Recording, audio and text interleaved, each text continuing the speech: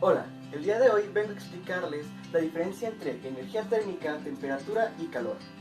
Para empezar, la energía térmica es la forma en cómo las partículas chocan entre sí con su energía tanto cinética y potencial. Las partículas de cualquier objeto, sin importar su estado de agregación, color o cualquier cosa que los diferencie. Ok. Después de ahí se deriva la temperatura. La temperatura es la forma en cómo podemos medir la energía térmica.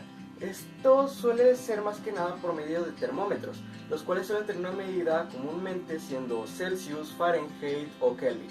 Y por último está el calor, que básicamente viene siendo la forma en cómo nosotros percibimos la diferencia de energía térmica entre dos objetos, que pues vienen siendo uno que esté con menos energía térmica, al que denominamos como frío, y al que tiene más calor como el que tiene más energía térmica. Y así pues simplemente podemos saber si un objeto lo llamamos como frío cuando tiene menos energía, o caliente o con calor cuando tienen más energía térmica. También se le puede llamar calor al ambiente. Esto simplemente haciendo una comparación entre ambientes más cómodos que suelen tener una energía térmica en el aire, menos energía térmica. Sin embargo, cuando se le llama calor es porque suele ser una mayor cantidad de energía que está en el ambiente. Por eso simplemente se le llama calor. Entonces viene siendo eso la diferencia. La energía térmica es la forma en cómo se aprecia lo que llamamos calor y la temperatura es como la medimos. Hola, buenas tardes, días, noches, cuando lo estoy viendo.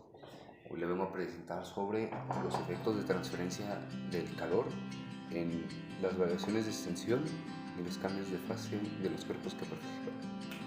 Pero para entender esto primero debemos de saber las formas de transmisión del calor, las cuales son tres. La conducción, la cual es la que predomina en los sólidos, ya que están en contacto directo, por ejemplo, una estufa y un sartén. Esa es una de la conducción. Luego la convección, que es la que predomina en líquidos y gases. Por ejemplo, cuando en una olla que estás calentando agua o algo así, el vaporcito que sale le pones la mano y te va calentando así. Es convección. Y la última, radiación, la cual es, por así decirlo, la más sencilla de entender, ya que todos los cuerpos emiten radiación y pues esa radiación se transmite por ondas electromagnéticas y gracias a eso te puede transferir el calor. Por ejemplo, eh, si hay una olla caliente y le acercas la mano, se siente el calorcito. Esa es la radiación. Podemos pasar hacia las variaciones de extensión, las cuales se basan en la dilatación, la cual es el efecto producido en un objeto dependiendo un cambio de temperatura y su composición interna. Por ejemplo, bueno, esta tiene tres formas. La dilatación tiene tres formas: la lineal, superficial y volumétrica.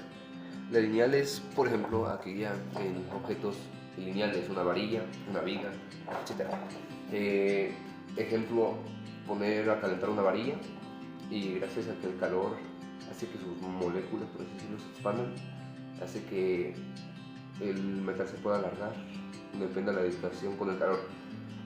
Luego, la superficial, la cual se basa en las superficies. Ejemplo, una ventana, la cual depende de la temperatura que le des, se puede expandir. Si le das más temperatura, por lo mismo de lo que pasa en la lineal, se expande. Y por lo mismo, si le quitas, se disminuye. Lo mismo con la lineal. Y por último, la volumétrica, que es, por ejemplo, cuando hay un objeto con volumen, una pelotita de hierro, la Torre Eiffel, así, la cual al darle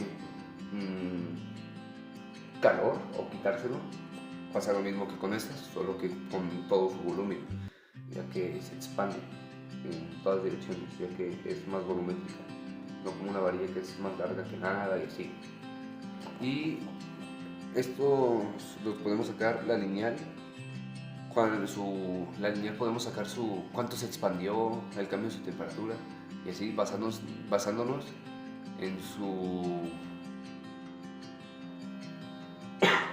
su longitud y temperatura inicial, y estos nos pueden ayudar a su longitud, temperatura inicial y lo mismo, pero la final, longitud final y temperatura final. Estos nos pueden ayudar a sacar diferentes cosas como la longitud inicial, la longitud final y así. Lo mismo pasa con la superficial, pero no con su longitud, sino con su área, ya que pues se expande su área, no su longitud. Y la volumétrica lo mismo, pero con su volumen, como lo dice su nombre. Y con esto podemos también sacar cuánto volumen aumentó, cuánto volumen disminuyó y todo eso. Y con esto concluye mi tema. Muchas gracias.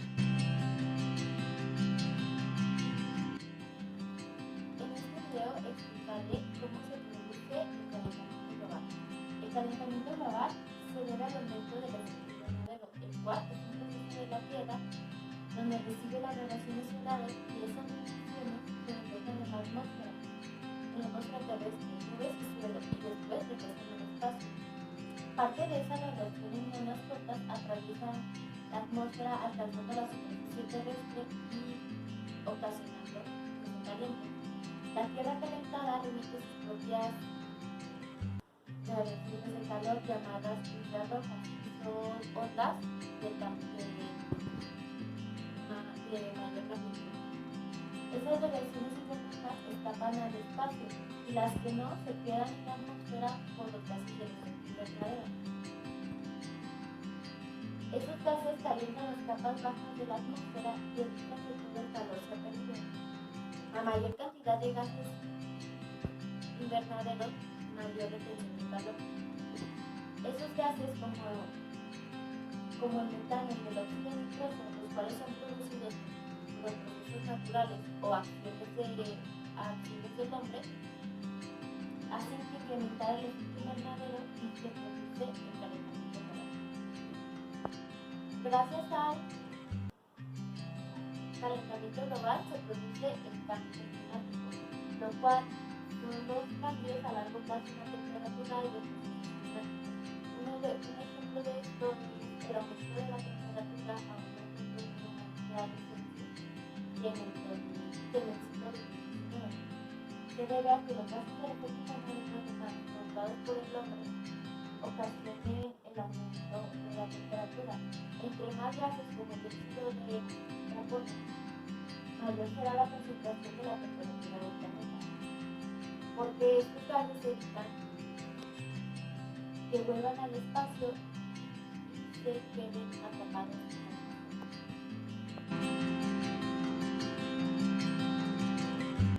Leyes de los gases. Estas son tres, las cuales son la ley de Boyle-Mariotte, la ley de Charles y la ley de Gay-Lussac.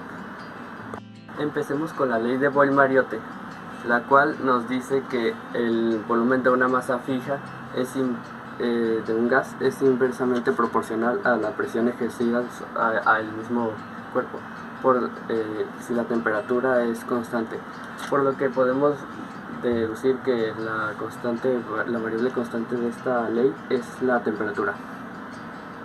Por su parte, la ley de Charles nos dice que el volumen de una masa fija de un gas es directamente proporcional a la temperatura del mismo, si la presión permanece constante, por lo que podemos ver que la variable constante de esta ley es la presión. Y por último tenemos la ley de Gay-Lussac, la cual nos dice que la presión de una masa fija de un gas es directamente proporcional a la temperatura del mismo si el volumen permanece constante, por lo que podemos ver que la variable constante de esta ley es el volumen. Y pues así es como funcionan las tres leyes de los gases.